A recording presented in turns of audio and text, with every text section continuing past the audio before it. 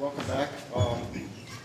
Our next speaker in this series is Marilyn Brown. So Marilyn is a Douglas.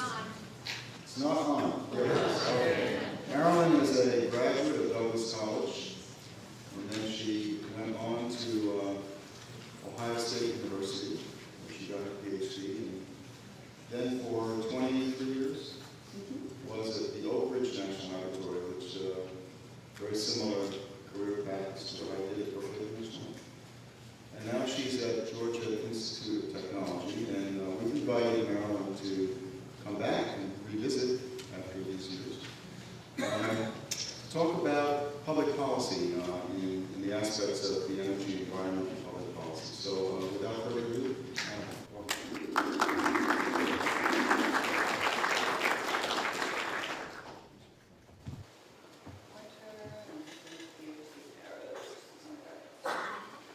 Well, it's a pleasure to be back here. Thank you so much for the invitation to participate in your annual conference. I was here the last time when this area was called University Heights.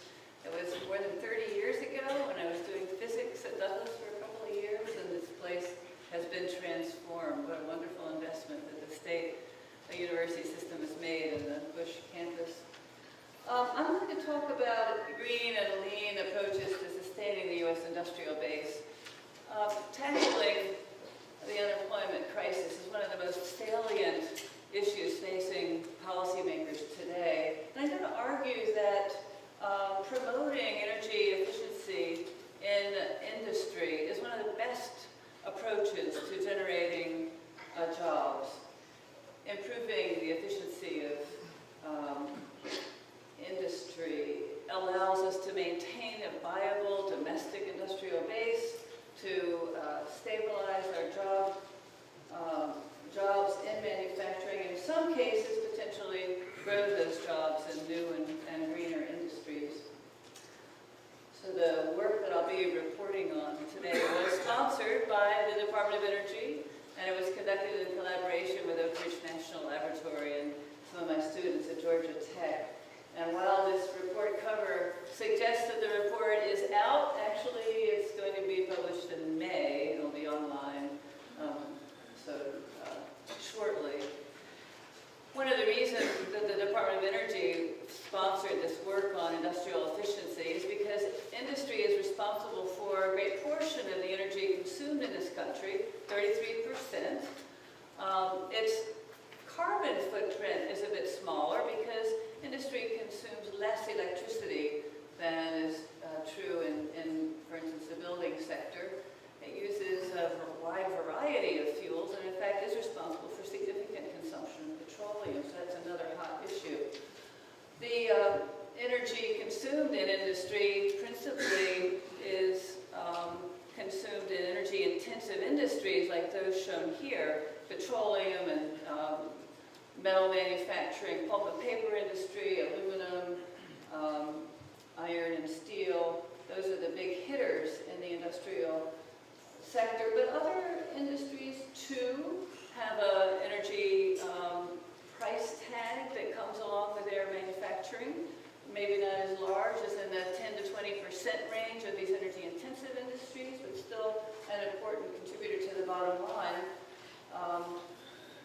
And including, of course, most of the green technologies like the manufacture of solar panels and fuel cells, heat pumps, they all require and consume energy. So energy efficiency can help them become more competitive as well. And we'll talk about both of those opportunities for manufacturing at large and for green industries in particular. So why is it that I think that there is a vast opportunity for improvement in the way that industry manufactures, consumes energy? This is a draft that I put together for a report that was published by the National Academies called America's Energy Future.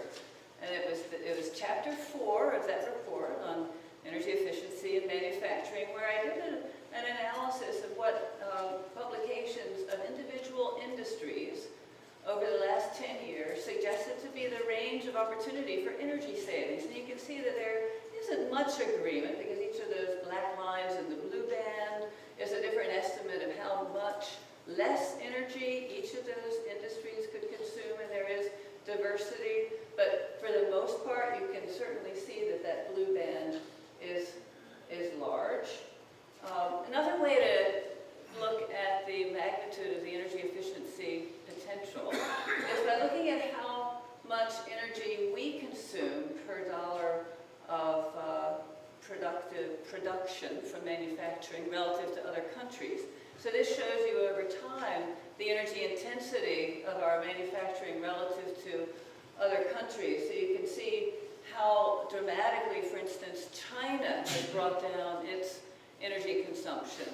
And the United States did for a while, the U.S. being in gold, but it's really remained quite flat for several decades, suggesting, it's not keeping up with the advances that science and technology would suggest are possible.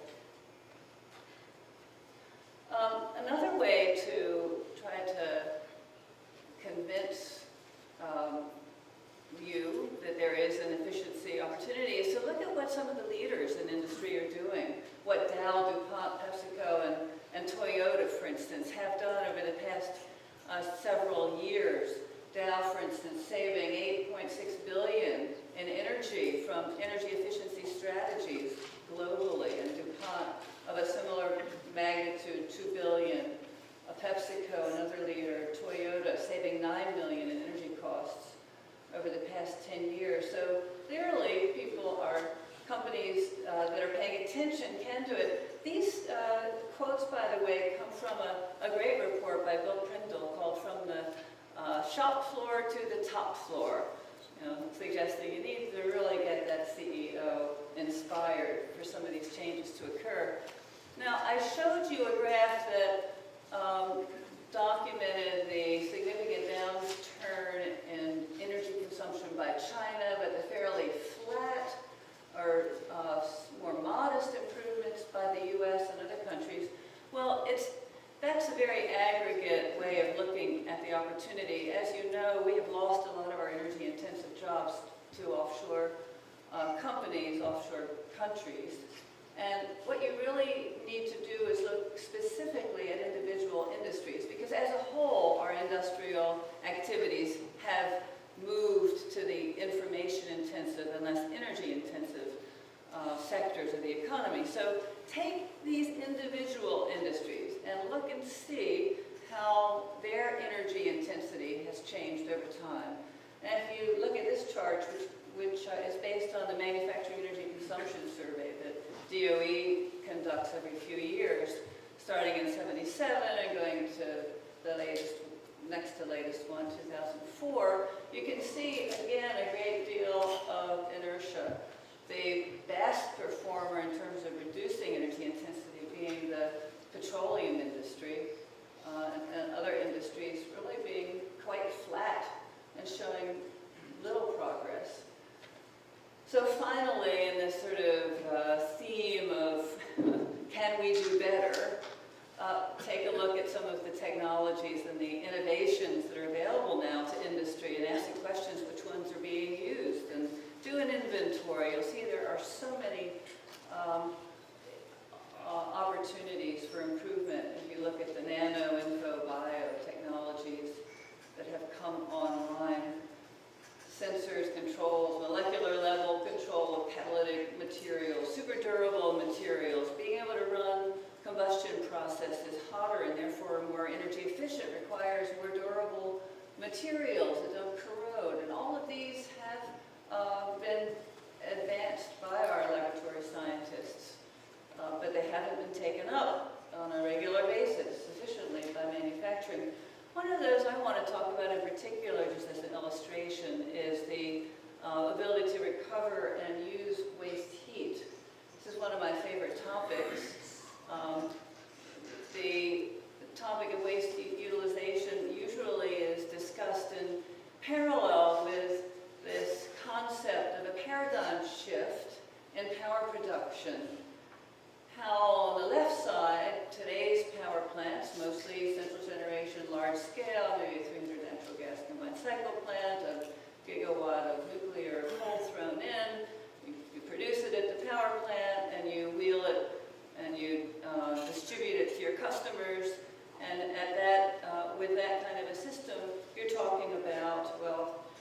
30-some% efficiency in getting the power to the customer, and then you add that incandescent bulb, like I had in my hotel room last night, Paul, you're down to using electricity at 1 to 2% efficiency.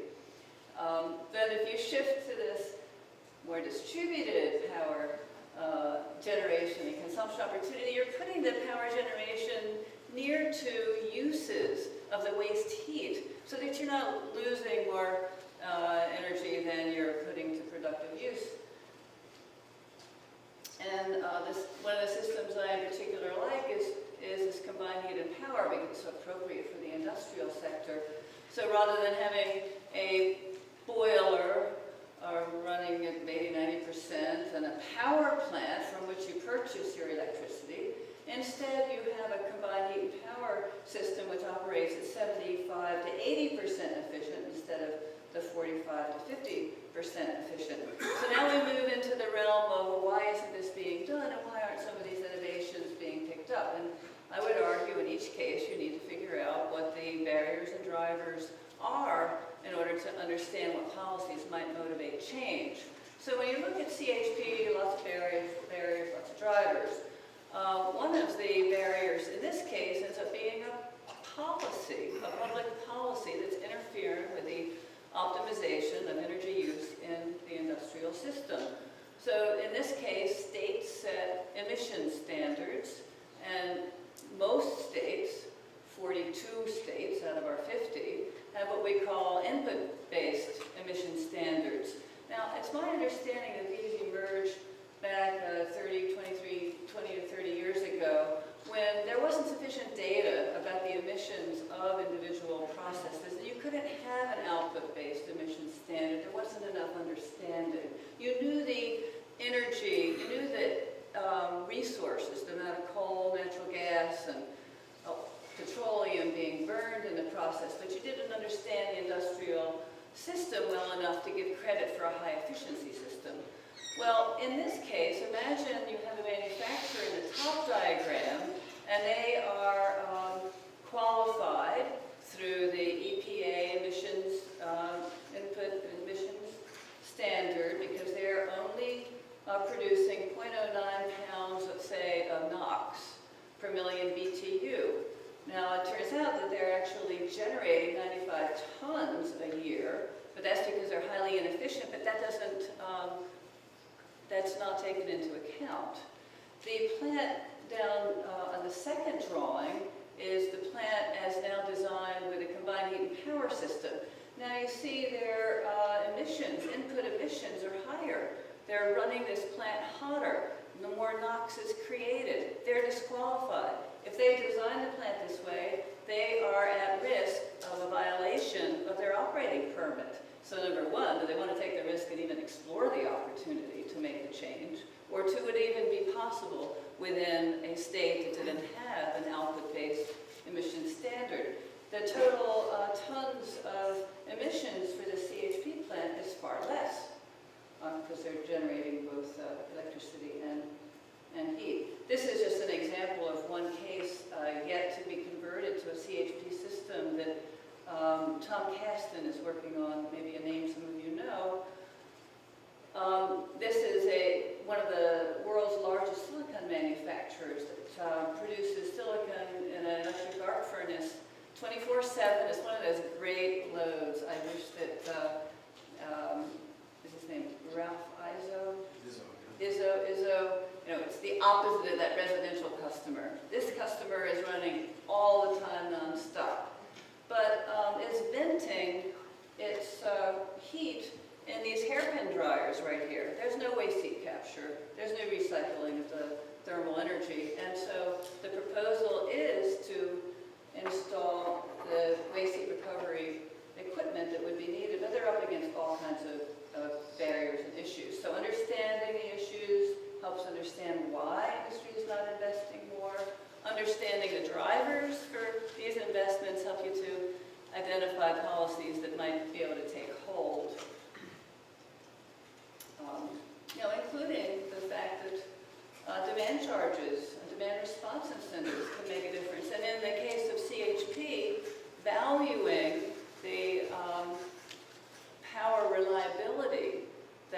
comes from having a distributed source of electricity generation, sometimes located in parts of the grid that are otherwise unstable. One of the things that another role that I play is I was nominated by President Obama to the board of directors of the Tennessee Valley Authority, the country's largest public power provider.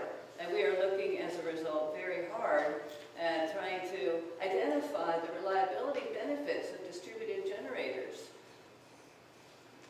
Well, we have 7 policies we're looking at. We've divided them into 3 types.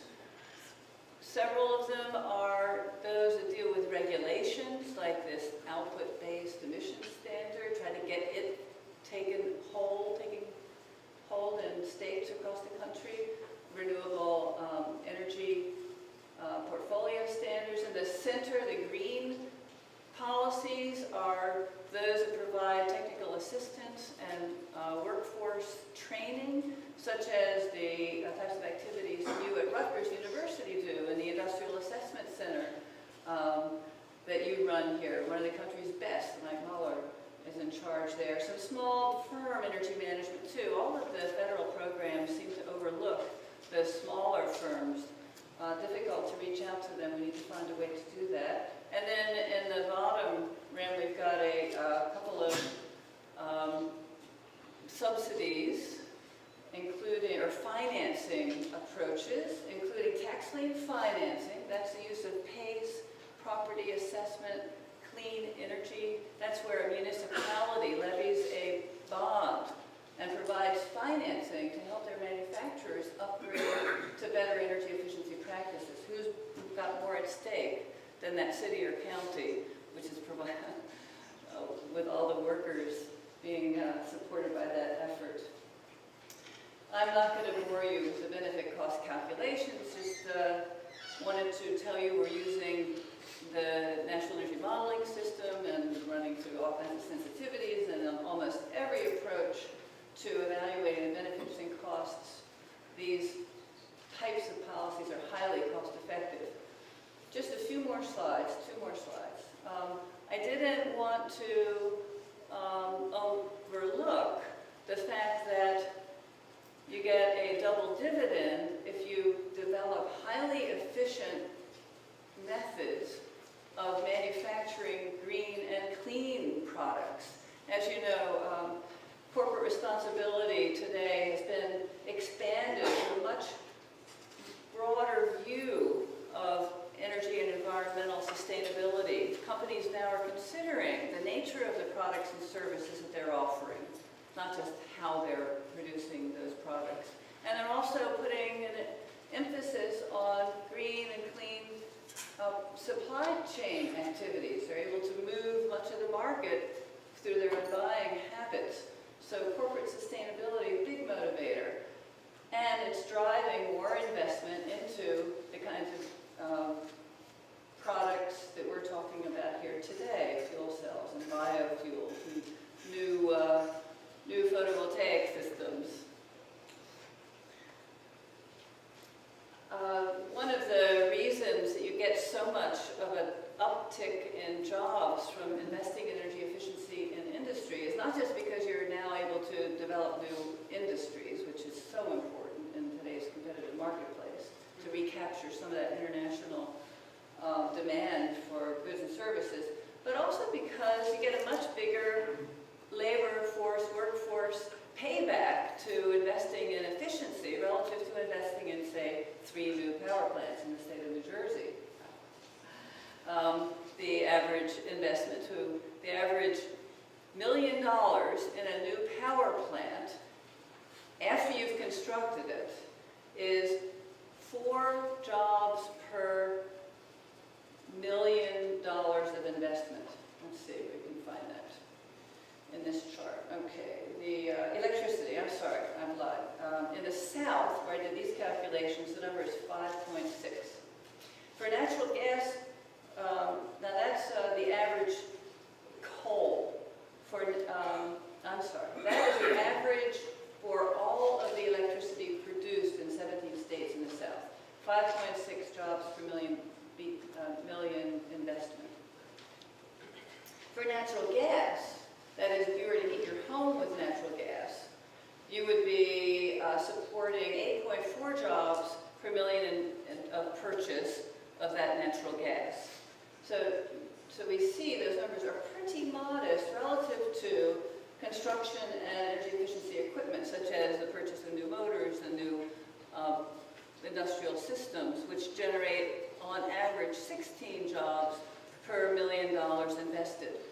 So you see that energy efficiency is so much more labor intensive, and what could be more important in today's economy than moving from power production and energy consumption to energy efficiency and upgrading through investments in better equipment.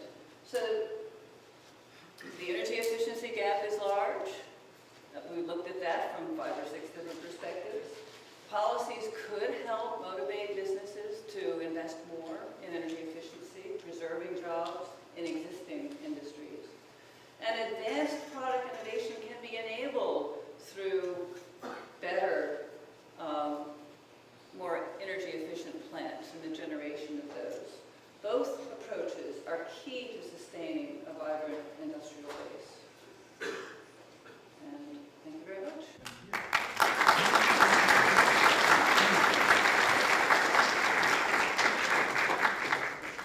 Questions?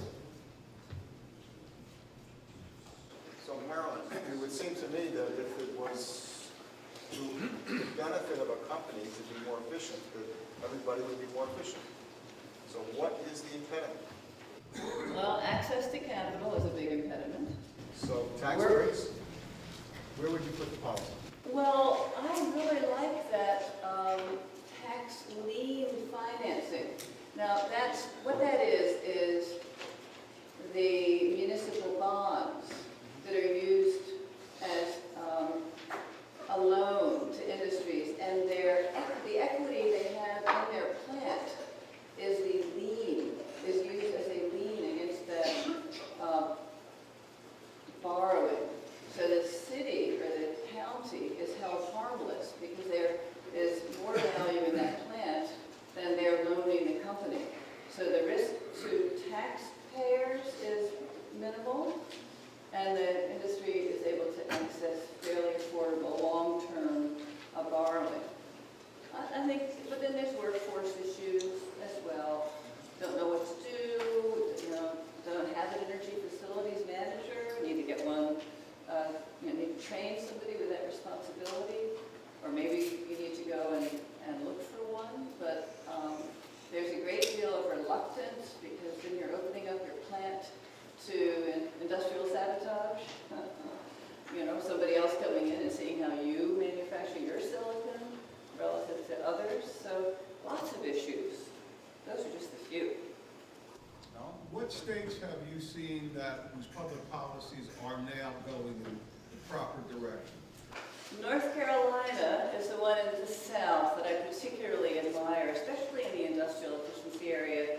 They have a renewable energy portfolio standard that qualifies CHP as a renewable resource. I think that's so important. I mean, it is. Essentially, you're using waste heat that would otherwise be vented to the atmosphere, so I call it renewable. Yeah, North Carolina's done a lot. Dave? With regard to combined heat and power, sometimes if an individual company doesn't have a good use for heat, have you or other people looked at co-locating certain types of businesses to be able to use the heat better? Yes, that kind of approach to co-location and cascading of heat so that you have just the right waste heat requirement going to the next use. Some work is being paid to that. Another difficulty in a couple of cases, projects have not been able to sustain the wires laws that prevent a private company from putting a wire across a public road. So if you needed to you could generate a lot of electricity with no new consumption of energy from your waste heat.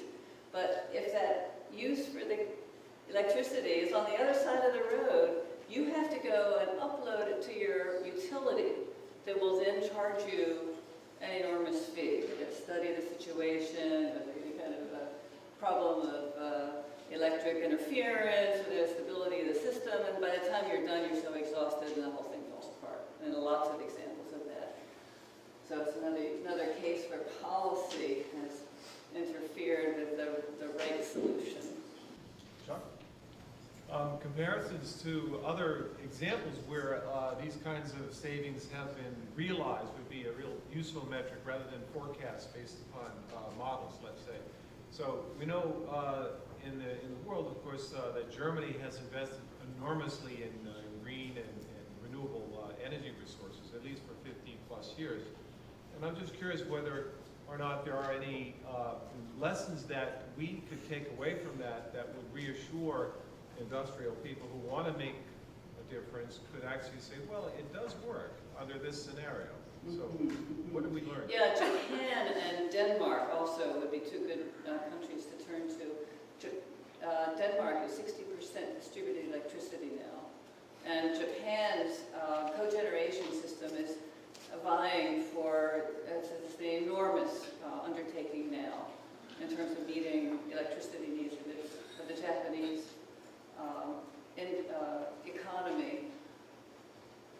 Now, Denmark is able to use all of the European Union's gas and other power production to stabilize it. So it has something of an advantage that perhaps some places in the U.S. might not. That is, you know, they,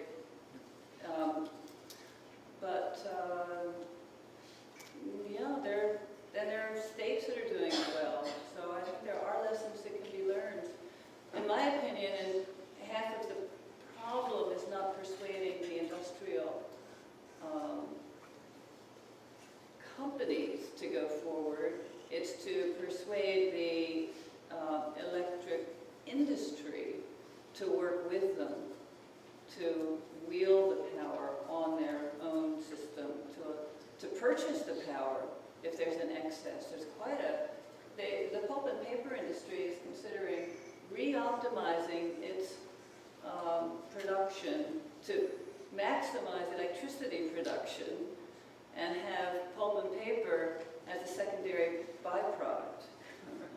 I mean, that's a little bit exaggeration, but I've talked to several the companies that would like to sell you more electricity. They can produce it. They've got the feedstock. But the power company won't buy it because they say that what it costs per kilowatt hour in their territory is 2.9 cents. And if you can't generate it and sell it for 2.9 cents, they're not interested. But, I mean, I don't buy my power for 2.9 cents a kilowatt hour. So. In one of your initial slides, you show a pie chart that compares the industrial sector to the commercial, residential, and transportation sectors. But can you enlighten us as to how much of the industrial sector consumption is related to building, operation, and maintenance? I can.